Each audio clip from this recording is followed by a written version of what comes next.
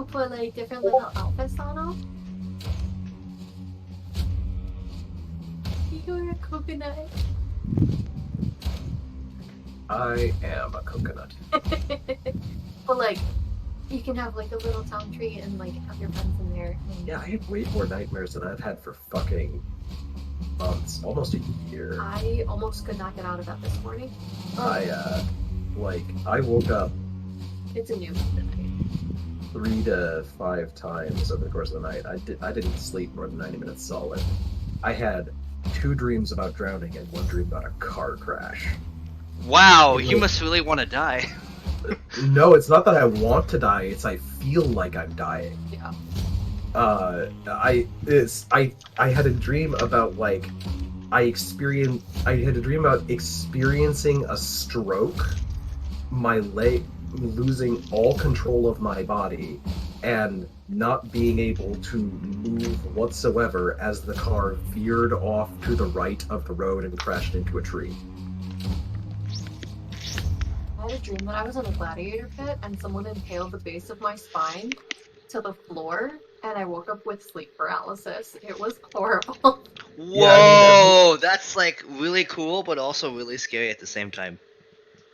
Yeah, he said it's really cool, but also really scary No, at it the was same time. absolutely terrifying. Like, I was trying to cry and I was physically unable to because I couldn't make a sound. That's insane. And hey, at least it's better than the nightmare I had shortly after the suicide attempt back in 2017, where I dreamed that I went in to have brain surgery and they opened my head up with a crowbar. They opened my skull with a crowbar. And then after my head was opened, like they do with dental surgery, they said, okay, come back in 2 weeks and we'll finish the surgery. And the dream then consisted of me walking around with my brain feeling like melted jello in an open top, so I had to make sure that nothing touched the top of my head, and also that I didn't lean over. That was really. So you basically were like walking around nightmare. with a really full bowl of soup on your head. Not really. Yeah, a really full bowl of slightly congealed soup. Yeah, you want some salsa? Ooh, maybe. Ooh, I can't have spicy. I fucking love spicy. Huh? Also, your roommate sounds like she's a total fucking cutie, and I'm kind of like high-key jealous. Oh yeah, Pixie is a total fucking cutie. I am. She's also like, yeah. She's like, oh yeah, that's me. That's great. Oh shit, birds! Don't trigger! Don't trigger! Don't trigger! Don't trigger! Whew. Yeah, Pixie and Jane are both very fun people. You live with? Oh my god, you like Three's Company. I'm just trying to get I mean, they live upstairs, upstairs, but kind of. Well, I mean, you're a guy living with 2 women. That's basically Three's Company. It's kind of like Three's Company. They are my ex-girlfriends, so not What? 100% same, but That's crazy. yeah, with the exception of certain very specific and notable exceptions, I get along with the people I used to date. Well, that's kind of how it should be, I guess. There should be some form of, commonality there even after the fact. The best guidepost I can and advice I can give is you should date people who you are already friends with, because We were friends for 15 plus years before we started dating. yep, It just didn't work out and we went back to being friends. No hard feelings. because a romantic relationship with somebody should be an extension of a generally positive experience that you have towards them. Right. Well, yeah, like, you shouldn't, like, and that's kind of why I feel really bad about people who are really abused, is because they instantly just assume, they start to correlate relationships with pain and heartache and suffering when it should be the exact opposite. Yeah, and it comes from all different directions too, because it happens to people whose first relationship experiences are abusive. It happens to people who have There's a abusive blueprint here, parents. by the way. Need therapy. Where is it? Oh, Right by I'll me. come back Follow there. my- I need follow to my get this to hologram. 1 second, I need to see if this is a event clue or not. It is not. Okay, so I'm just running back to you. Now I really wish I bought my Romero, because then I can get ever so closer to the hatchet. Because I got the hatchet skin when it was on sale, I just haven't unlocked it yet, so I can't buy one. Nice. But I instead used the crossbow so I can get closer and closer and closer to the dynamite arrows and shit. Makes sense.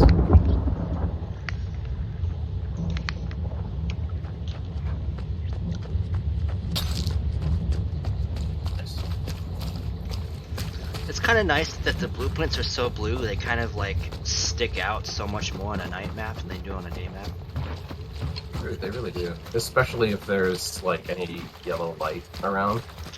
The green also seems to help. So the green that's doesn't help them always stand kind out. of one question that's always kind of plagued my mind is why is the blueprint actually on a blueprint of paper and not anything else? Oh, I actually know why blueprints are blue. So it's because of the nature of the reproduction methodology. So blueprints, the paper looks blue and the lines look white, right? But why? So the way that you make a blueprint is by drawing on vellum. Vellum paper, specifically, is kind of like tracing paper. It's thin, Okay. and light passes through it very easily. And so the thing about a blueprint is blueprints, going back a couple of hundred years, were a chemical process where paper would be treated with this chemical that when it was exposed to the light would turn blue and then could be neutralized. So what you'd do is you'd have this paper which looks white, or rather it's the color of the chemical, which is off-white in the direction of blue. Then you'd put the vellum over it, then you would expose it to the light, and then you would put it into the neutralizing solution. So it's like At which developing point- film, sort of. Yeah, it's like developing film. It's a photographic reproduction process. I believe that I forget whether it's a silver something that's in it or a sulfide. No, it's like an aluminum sulfide or something like that, which is. I'm sure that I'm misremembering the chemical. It's a something- photo reproduction. But the paper itself is really malleable, so you basically etch in what you want into the paper and then photo reproduce it later? No. The vellum, you draw on it with a pencil, and the pencil blocks the light. Ah. And Oh, anywhere... so your markings are white, but then everything else turns... Ah, okay. That's cool. Yeah, it's like, essentially, blueprints are blue because the method that's used to make the positive for it produces a negative drawing. And the negative drawing is the blueprint. Okay, Yeah, this because is like not negative an event clue photographs either. are more of that neon blue that blueprints are. Okay, so basically it's like a negative of a... Okay, that is so fucking true. It's like a negative Xerox. of a negative. It's like Xerox, but it's a negative Xerox instead of a positive Xerox, because xerography... There's upgrade points here, by the way. Oh, cool. I'll come back to those. Haven't found any snakes, and wasn't an event clue here. Xerography, essentially, you get a photocopy, a copy that looks a lot like the original.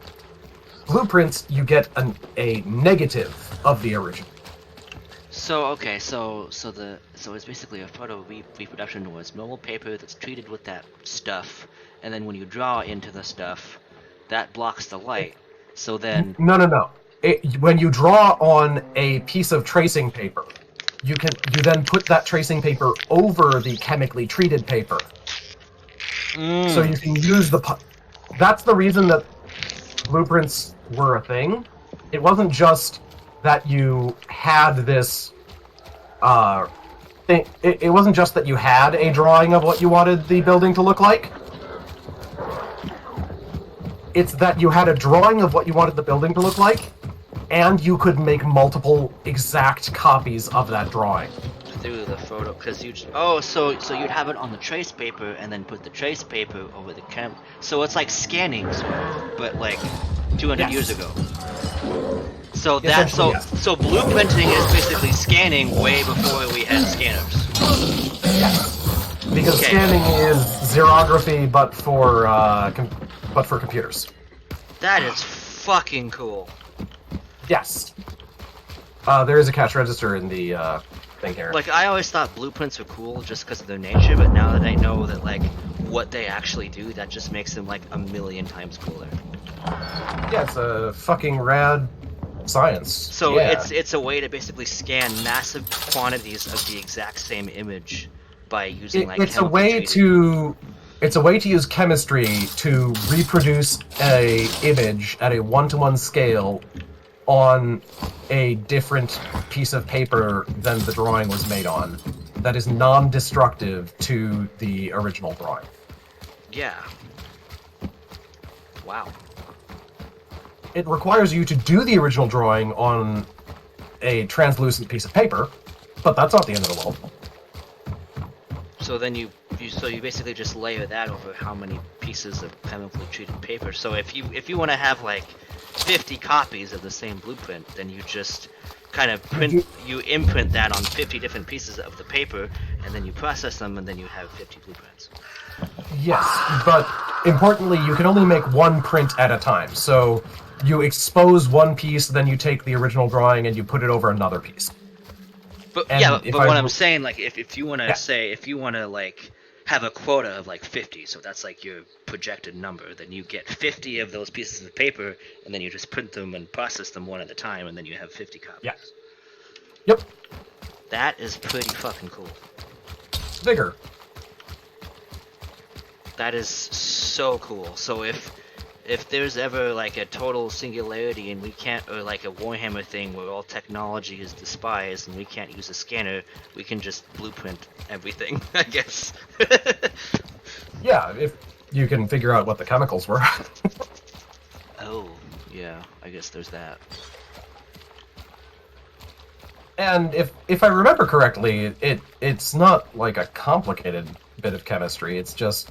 Wait, so then, because I did take a film class, so what really stood out to me is that to process it is a total no-no what you do to an actual film camera. We're like, so with a film camera, light is your enemy. You never ever let it touch light, but with a blueprint, you actually want to put it into the light. So like, what within like the chemical...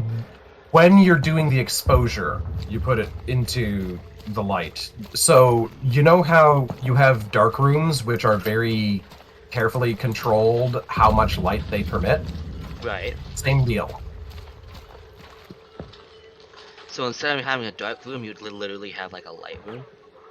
No, it's the same deal. You expose it to light in a dark room, so you can control how much light there is. Okay, so you basically... Okay, so it's not like you're just putting it in just unfiltered light. Yeah, it's not like you're just putting it out in the sunlight, although I think some of the, like, oldest methods called for that. You, like, would affix the positive to the sheet in the light, and then you, in the dark room, in an interior space, immediately after treating the paper, and then you go and you move on to, you then bring it outside, expose it to sunlight, and then after a period of time, you then bring it back inside and do the neutralizer. But as they developed techniques for getting more and more accurate blueprints, they started using dark rooms for them, the same way that you might use a dark room for celluloid. Right. But the blueprints, eventually they were able to get a machine, if I remember. The thing that late 1800s, early 20th century developments were, they developed a machine that would treat the paper and expose the paper with the positive as like a singular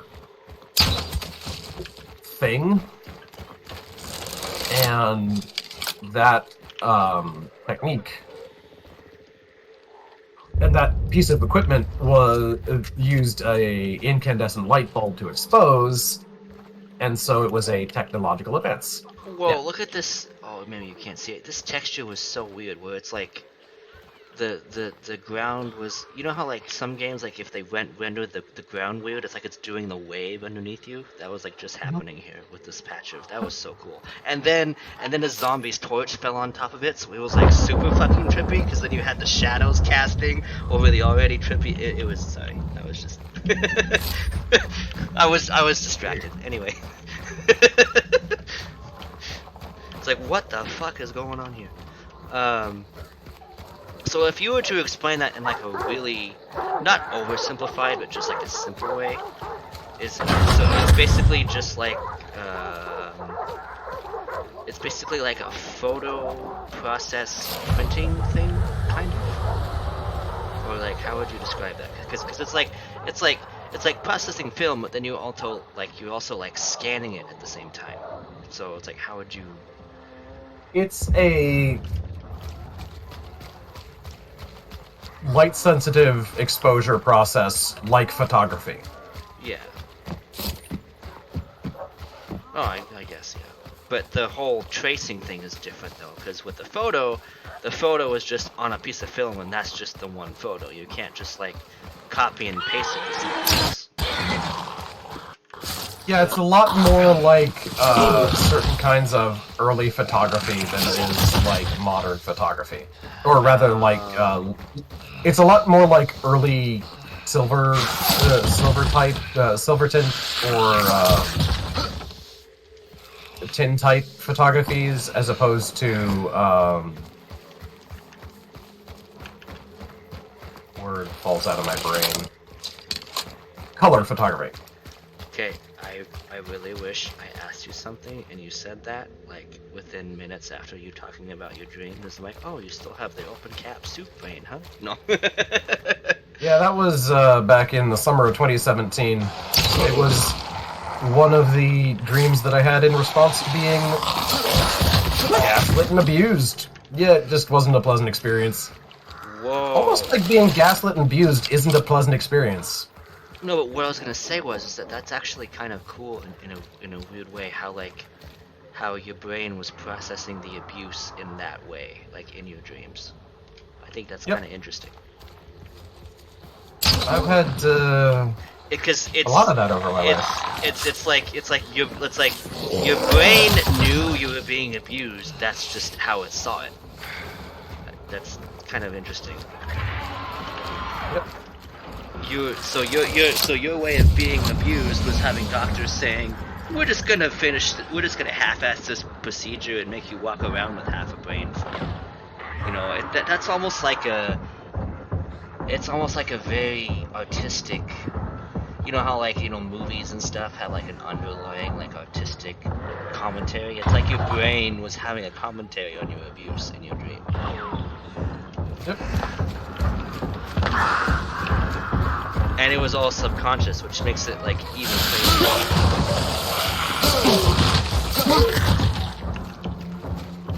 Dreams are fucking cool. I love studying those in psychology because it's like your brain never sleeps. It's well, okay.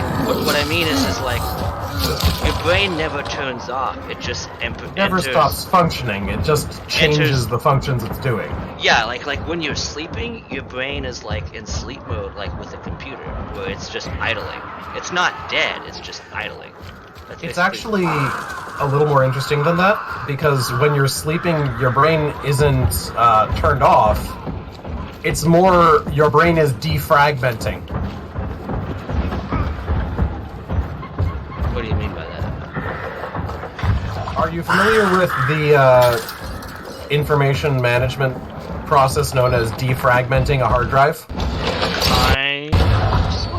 I've heard of it. I don't know what it is.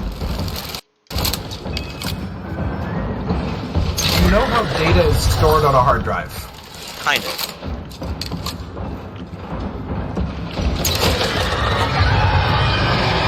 Oh, he's gonna hit that lantern. He is gonna hit that lantern. Maybe not. get that one though. Information is stored on a hard drive, similar to how it's communicated over the internet, in packets. Okay. Individual, small, discrete portions of information. Hard drives use the way they organize information to tell themselves where to find other information.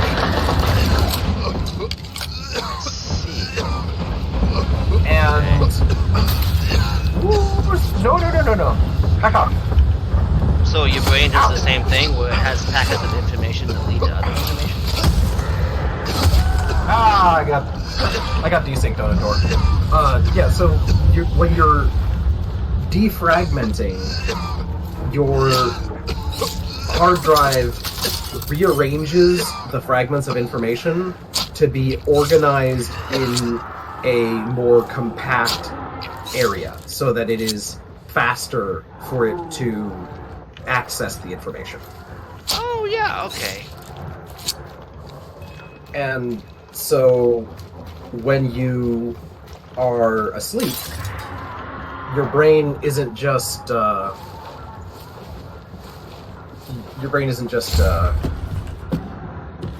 So that would explain why sometimes your dreams are so what's the word? They're very just kind of like how sometimes like your dreams can be really like thematic, like how it's all about one thing. So like if you dream, like say like if you're thinking like if you're during the day and you're stressing a lot about work, and then like a week later you just have a lot of dreams about work, that's like your brain like compartmentalizing all of that work stuff that was going on.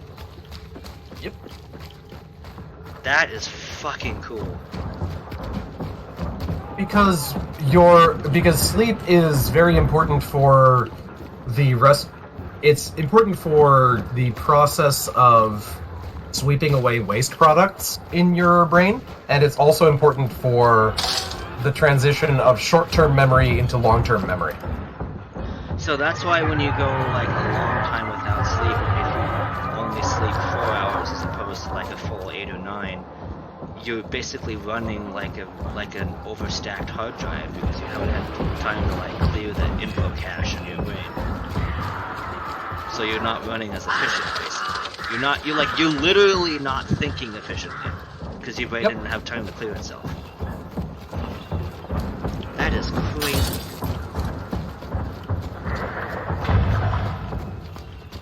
And what's even cooler is I learned going through my mental health treatment that your brain has like, it actually makes like channels or valleys in the brain matter. So like that's like how thought processes are formed. So it's like your brain is basically a circuit board out of clay. So like you could just like make circuit boards and like paths, and then that's how you change a habit, is that you kind of make a new road that your brain says, okay, this is the main road. It's yeah, brain chemistry is fucking awesome. But yeah, They're here. Oh. West.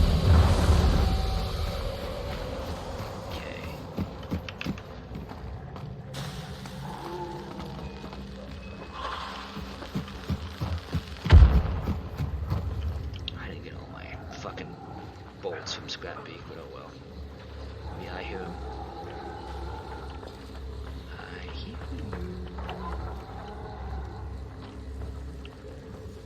Oh, there's one moving around underneath here. Like in the tunnels and stuff.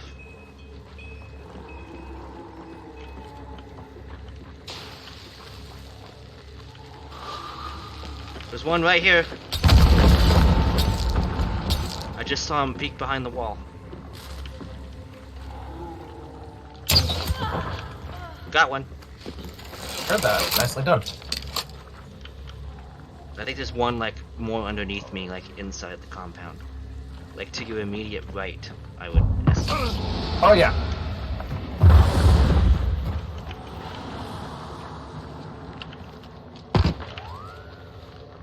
Oh shit. He's up here. Now he's dropped down. I baited him. Good I job. think there's still one under there, I'm not sure. Nope, he's right. He clowned me! He fucking clowned me! Where? He's running Where? around. He's outside, he's running around. He had a shovel.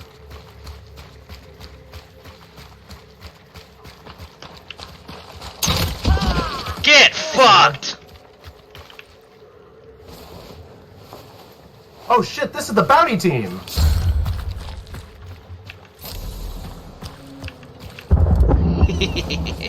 Actually, no, wait, don't look for sight yet. Stop. Oh, never mind.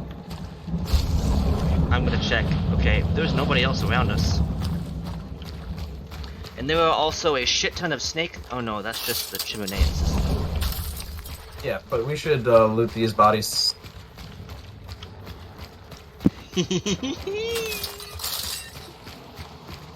I mean, of course, with your assistance, but I still wiped the whole video. You fucking did it. I ain't fucking insecure. Do you want that forewarning DLC Vetterly Deadeye skin? What? I don't even know.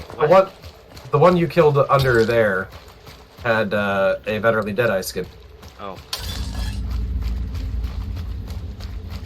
It's the DLC? Yeah, forewarning. It's a DLC skin. Wait, where the fuck's the other guy? Because there was the one that I shot. He should be in here. Yeah. Yeah, it's right here. Ooh, that is really cool. I'm gonna have to buy that. That's a super cool skin. And you get the Whoa, is this the new Legendary Hunter too? I think so. Yeah, this chick is cool. Oh, Mithridatist.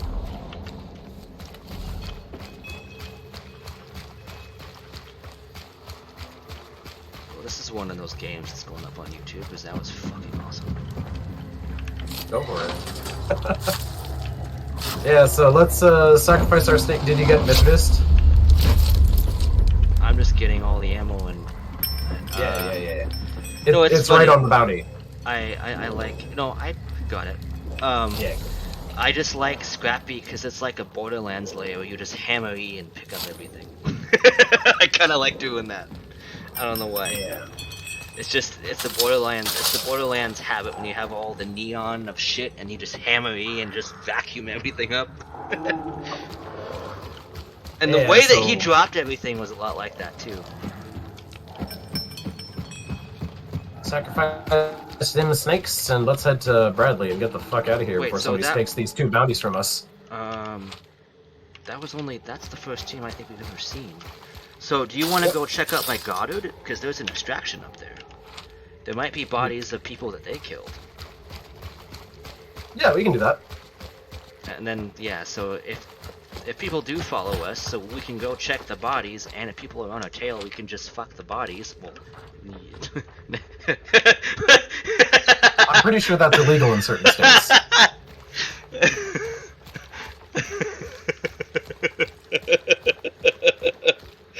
Wait, okay, scratch that. What I mean to say is that No.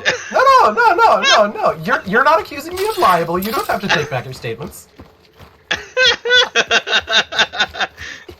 We could just go up there and say "fuck this" and leave the bodies if somebody's chasing up. Go. That's what I meant. Not go up and. Thank God I wasn't under oath or something. Be like, hang on a second, can I rephrase that, Your Honor? That's when he said, "Fuck the bodies, Your Honor," and I'm not one to spoil his fun. And then someone would be like, objection, I think that's outside of the scope of cross-examination. It's relevancy or whatever the fuck it is. Objection, relevancy? It goes to the heart of this case, Your Honor. It's a case against them for necrophilia. Oh dear.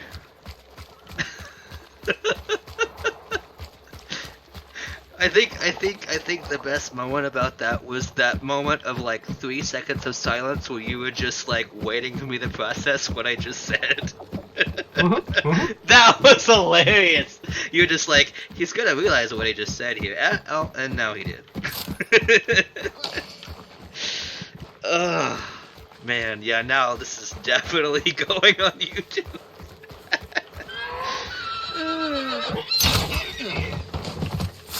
It actually reminds me of what was like.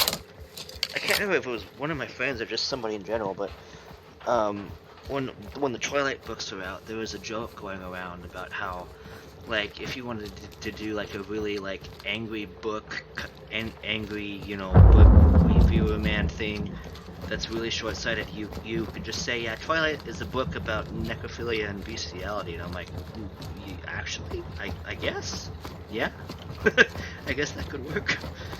It's one of those angry guy with arms crossed, I guess, meme moments. No, but like, I mean, I was not particularly a fan of Twilight, and I'm like, that actually is not exactly inaccurate.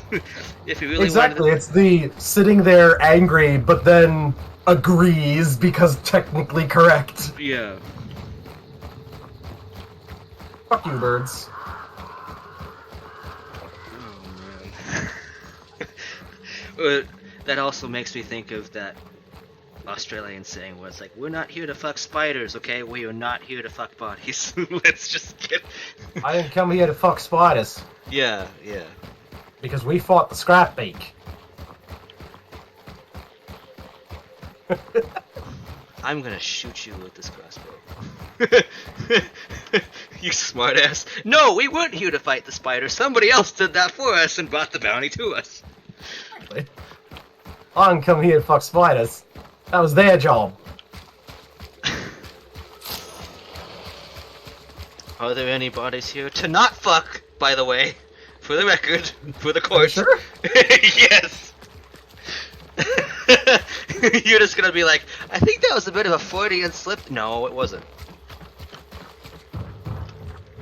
They trip mine that. Be careful about barrels. Well, there's no barrels here. That's kind of a useless... That's just to really annoy somebody. So, I guess let you hang know on. if So, somebody's if you were coming an in. enemy team that fought and died and failed, where would your bodies be?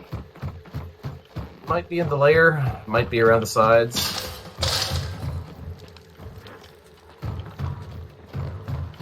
Oh, wait, so they probably spawned on the boss, because this is a spawn point, so if they actually spawned here... They might have. Because how early did the spider get taken down? Do you remember? Because I don't. Well, it'll show us in the thing, actually. I don't remember, it was relatively early. Yeah, it'll show us in the end screen now that it has, which I really like that, actually, now that it has timestamps for everything. That's kind of a cool little way to, like, have, like, a after-action report of the match.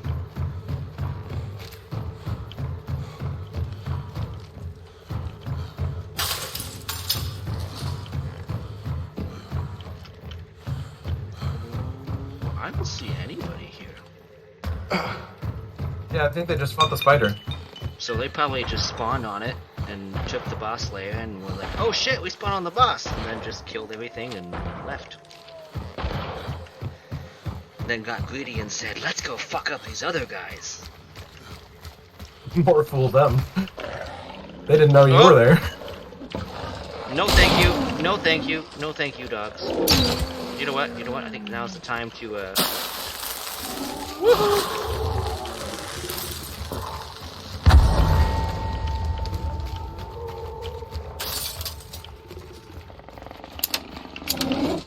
Very risky big dynamite. Well, not big. Medium dynamite. Oh my god, dog! A risky bundle.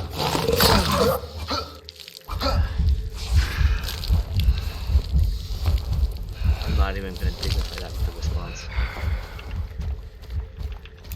I could have said it was risky business. That punchline is lost on me. What?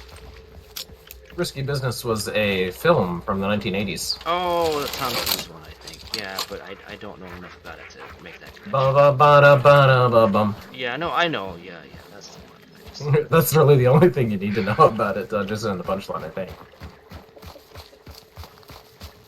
It's a dude's got 30 seconds. I always like the one where he's got like the really like special needs brother. That one's good. Green Man. Yeah. It's like, why do you always have to get your underwear at Kmart? Back when Kmart was a thing, and back when Kmart's were closed.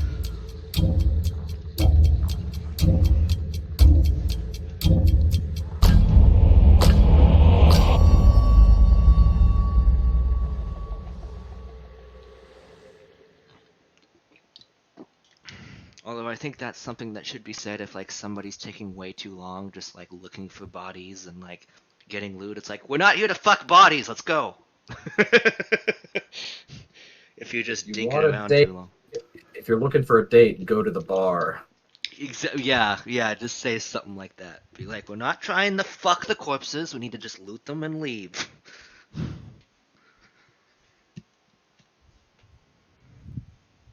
Like, that's kind of something I really want to say. Like, if you're going through like a TSA thing and they're getting a little handsy, it's like, hey, at least buy me dinner first. God damn.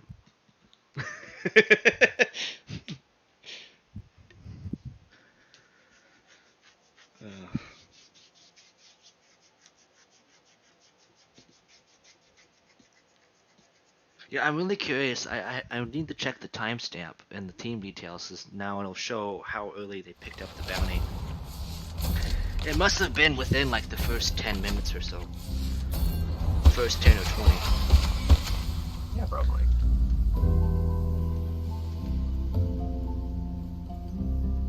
Yeah, so they picked up the bounty 1746 and 1742. So they just, yeah.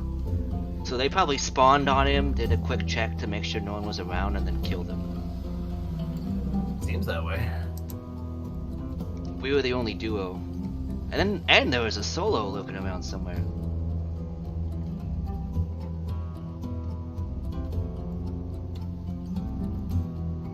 Whoa, okay, this is interesting. So, wait. So now it shows who you downed and who you killed. Oh, so okay, that's cool. It did show you that before. But now it also shows you who your teammates killed. No. I think what this is doing here. So, I think I know what this is doing here. Man, I cannot fucking speak anyway. So you know how like when you're the last person, you just instantly die when you're downed? I think that's what that means. Because before, even if you down somebody, you would count it as a kill. But here it says you downed this person. So I think Kiwi, like for my screen, so Kiwi is downed. Oh no. So Sentry Turret and Hairy Man are both just downed. It says you downed this hunter. And then Kiwi says that this hunter downed your teammate, and then for me it says I killed this guy. So Kiwi must have been the lone survivor. Because it only says the other guys are down but not killed, and then it says this guy is killed. Which usually means that, like, everybody dies when the third person dies.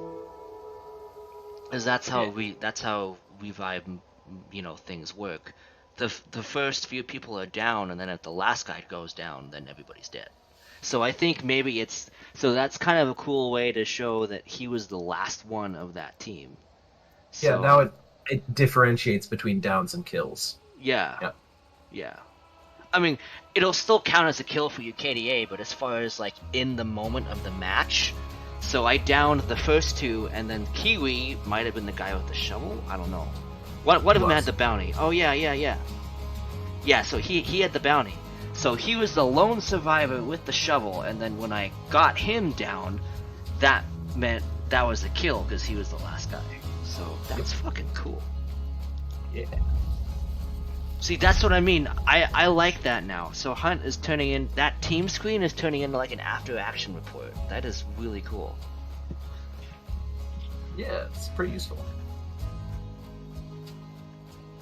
Because beforehand, if you had like a really intense, like say, like when we had that Sweet Bell fight with, you, me and Shoots, and there was like 3 teams there. Say if you and I didn't make it out, then there'd be no way to tell who was who. Like who was, how like, if there's multiple teams, and then you're like, was that the last guy on this team, or is it the last guy on that team? Now, say if there's, 2 of us and two trios and say we wiped a trio, but then the last guy got us, we'd be able to see all of that exact information. So that's really fucking cool. Because that was always, like, up in the air before. So I'm kind of happy that they addressed that for everyone's sanity. It did tell you that in the after action reports previously, it did tell you if you killed an enemy hunter, as in got a down on them, or if they got a down on you. But the way that this showed is even more detailed, where it'll say, like, who was the last survivor. It shows you the downs, it shows you the kills, as well as the downs, and it also specifies information about what your teammates did, which it didn't tell you before. No, it's super detailed. All it was is if you killed or this person killed you. Now it's you down this person, and then if it says you killed this person, then it was either a solo or the last of a group. Yep. So then you just have to correlate that to the team. So like what I said, so say like if it was just you and me and 3 trios, and say we wiped a trio, so then it'd say, you know, down, dead. And then if we didn't totally kill the other trio and they killed us, it'd be just down, and then we're dead. So you'd be able to, like, kind of assign who did what after the fact a lot more clearly than you would have before, because before it would just be guesswork and asking if you saw who killed you and blah blah blah blah blah. But now you can actually, like, really nail down who was left in that particular fight, which is awesome, because not being able to do that kind of took a toll on my sanity a little bit. But now at least you know who did what, and I think that is super cool, because that adds a whole nother layer to the game, and, like, just, I don't know, I just really like that. Yeah, that makes sense. I just really feel like that's the kind of detail and ease of use that this game was missing all along.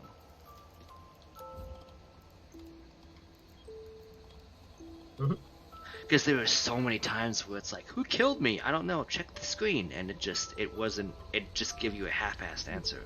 Now it's like, so we basically can tell exactly what they did based off of that screen. Yep. So they probably spawned on or a compound away from the boss, killed it, picked up the bounty at 1746 and 1742, so within 4 seconds of each other. So they waited for the banish, they were on the boss pile, picked up the bounties, and then ran, and then went who knows where, and then eventually ended up with us, and then got fucking John Wicked by me, and then we picked up the bounty and left. So that's cool that it says which one downed you. So then, like, for example, say, like, if we were to like, kill this trio and then almost kill another one, and then if you see one guy that downed 2 of your teammates and killed somebody else, then that'd be the guy who clutched it. Because I've had games like that before where it's like, I know one motherfucker clutched it, but this would actually show, like, who it was, and then you can kind of put the pieces together of, like, okay, so you killed this team, and then you got to this team, killed part of this team, and this guy on this team killed your partner, and then the other guy, and then you killed him, and then his partner killed your partner, and then that guy killed you, and then when it was, like, the last 1v1, then the guy on that same team killed your partner, and then that guy was dead, and then that was it. Like, this just so cool. I know I'm obsessing over it, but it's just so awesome to finally have that clarity, because that's literally part of the reason why I would stop playing this game. Is not because that I would just get murked, it's because I would have no idea of, like, how or why it happened. And that's why I would just get so angry and stop playing this game, because as far as I knew, I was just getting waxed, and that's not fun. But being able to actually, like, pick it apart and say, okay, this happened and that happened, and kind of, I don't know, it kind of I wouldn't necessarily say it gives me hope, but it's just kind of cool. It gives you more of a basis, like how you talk about, where it's like, It what could have... increases understanding. And if you don't understand what's happening, you can't learn from it. Exactly, yeah, because kind of like how you always say, what could you have done differently in that situation? And before, with the information that we were given, it was really hard to draw a conclusion from that, but now you can draw multiple that you were never really able to do before. So that's kind of why I'm obsessing over it so much, is because I would just get really defeatist and just give up. But then now it's like, no, because with more insight comes more conclusions and ways to move forward. So anyway. Yeah, totally. That was awesome.